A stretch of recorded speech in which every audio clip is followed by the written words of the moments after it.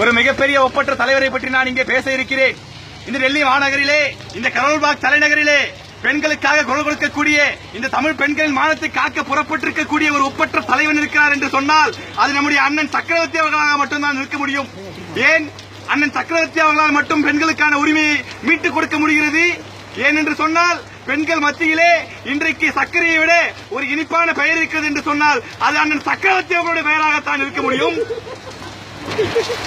பெண்கள் மத்தியிலே பசியாறி கொள்ளக்கூடிய ஒரு பெயர் இருக்கிறது என்று சொன்னால் அண்ணன் சக்கரவர்த்தி அவர்களுடைய பெயராகத்தான் இருக்க முடியும். இன்றைக்கு இந்த கரோல்பாக் மாநகரிலே மாதவம் செய்திட வேண்டுமம்மா பெண்களாய் பிறப்பதற்கு என்று சொல்லக்கூடிய வகையிலே ஒரு ஒப்பற்ற தலைவனாய், ஒரு உயர்ந்த தலைவனாய், ஒரு சிறந்த தலைவனாய் திகழ்ந்து கொண்டிருக்கக்கூடிய மரியாதைக்குரிய அண்ணன் சக்கரவர்த்தி அவர்களை பெண்கள் அனைவரும் போற்றி புகழ்ந்து இந்த கரோல்பாக் மாநகரம் முழுவதிலும் தங்களுடைய ஒப்பற்ற புகழை பரப்ப வேண்டும் என்று சொல்லி வேண்டி விளங்கி கேட்டுக்கொள்கிறேன். நன்றி, வணக்கம்.